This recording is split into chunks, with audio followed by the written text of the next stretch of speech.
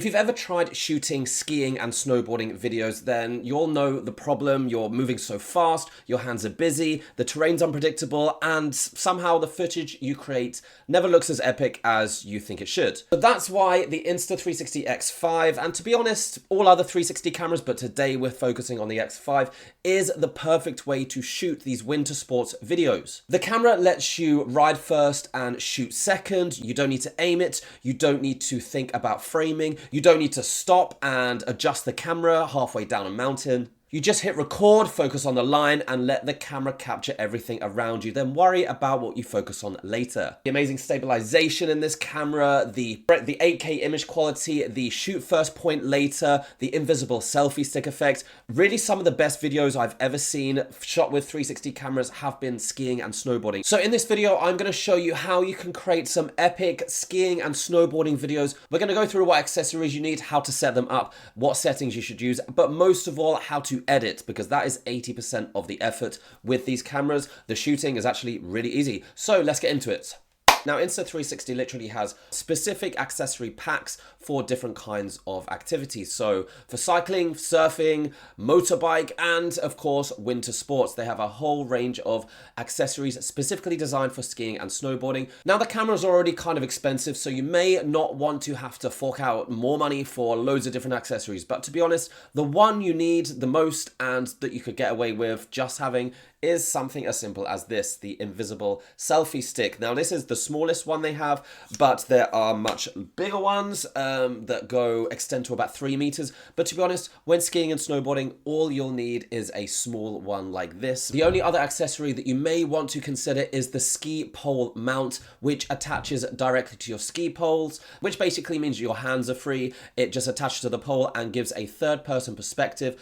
And this is what it looks like. This is how you can attach it, and this is how it works. And it gives a really cool perspective, means your hands are free to focus on skiing. Probably the only other accessory, if you were really determined to get some epic skiing videos specifically, this would be a good option. If you wanted to attach a camera to your skiing helmet, your helmet mount, you could get an adhesive one. You can get one that has a mount attached to it directly. So those are basically the only accessories you probably want to consider if you're going to be shooting winter sports. Setting up your camera to shoot these kinds of videos is actually really simple. If you look on the right-hand side of the camera, you'll see a physical button with the letter Q on it. This is the quick menu button. If you tap that, you'll see a menu system that has things like motorbiking, cycling, and of course, skiing. If you tap on that, you'll see there's already some settings predetermined. It's set to 5.7K at 60 frames per second, and that's because the higher frame rate allows for smoother video when shooting fast-moving action shots. However, you do lose some quality, so you may want to switch that to 8K at 30 frames per second. The quality will be better, but the lower frame rate means you won't capture the action in quite the same way, so just test them out and decide which one you want. You can also stick to using the automatic mode to shoot, because you're probably going to be skiing in daylight, in daytime conditions, and the snow actually provides a lot of light, which is where these cameras excel. So yeah, just stick to the automatic mode. Let's start with a shot using a backpack mount, which is how this video was filmed. This setup gives you a third-person perspective, capturing both you and the entire environment around you. All you need to do is attach the selfie stick to your backpack and extend it above your head. When you start editing, the first thing you need to do is make sure direction lock is turned off. I recommend starting with a tiny planet view, then zooming into a normal view.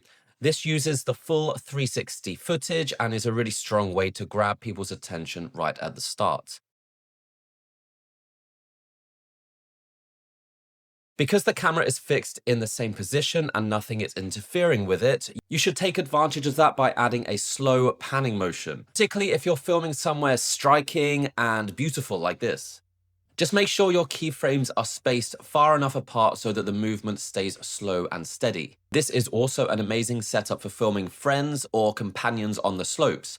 It's really easy to track someone skiing even if they're quite far away, either using the deep track function or manually adding keyframes every few seconds. And because the camera is above your head and free from any interference, you can track them if they're in front of you or behind you, no matter where they are. Next up is another third-person perspective, but this time using a free-handed invisible selfie stick or a ski pole mount. This gives you a drone-like effect and is one of the best ways to film yourself skiing. In this shot, they're simply holding the selfie stick with a free hand. Once again, before you start editing, make sure direction lock is turned off. And if you want to keep the focus on yourself for the entire clip, then you can use the deep track function, which keeps you perfectly centered in the frame the whole time. Super, super easy. But just keep in mind that you need to set the zoom level first because the tracking gets locked at that zoom.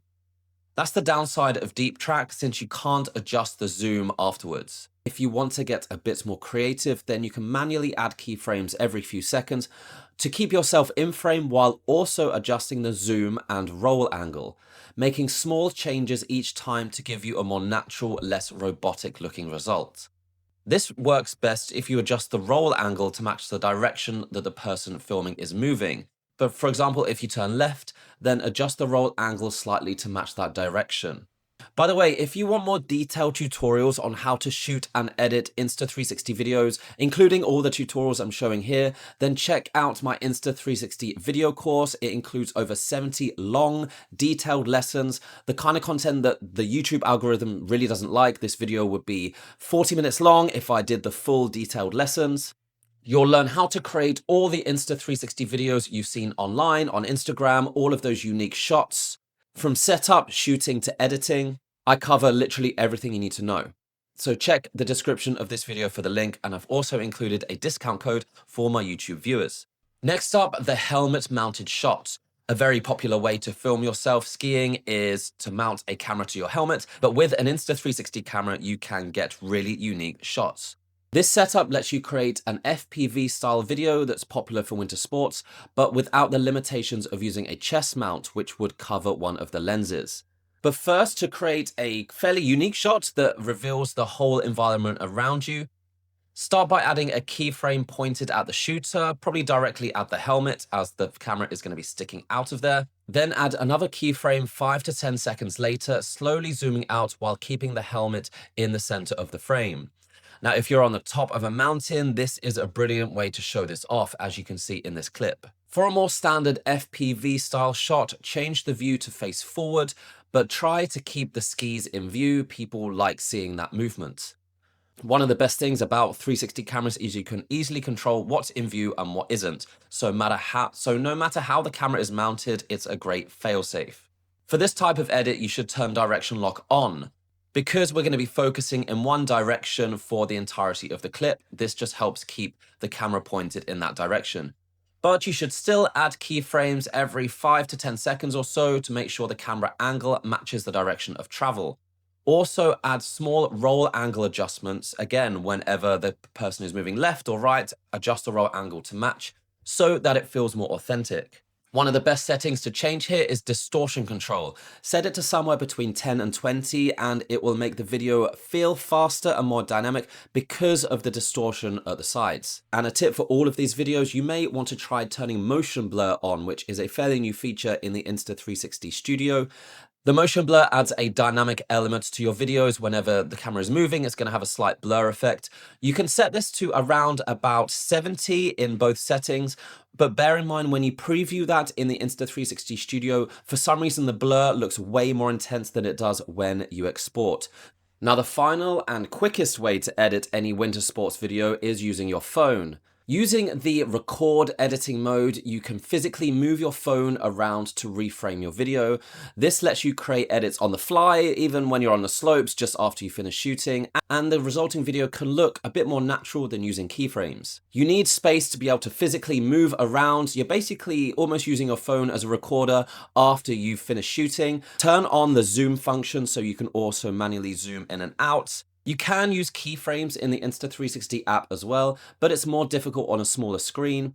But if you go to the keyframe editor on the phone app, and at the bottom you'll also see an option called movement. You can add pre-built-in movements, so basically you don't have to add keyframes. And some of them will be useful, some of them won't be, but this is also a quick way to add reframing options, movements in your video without having to manually add all those keyframes, saving you some time and allowing you to edit quickly on the go.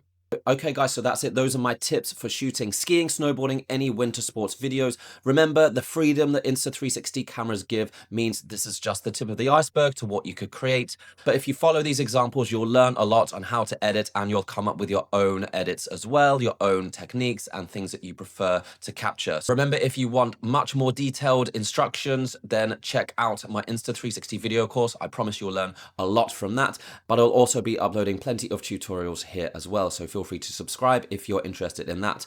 So I'll see you next time, guys, and I hope you have fun on the slopes.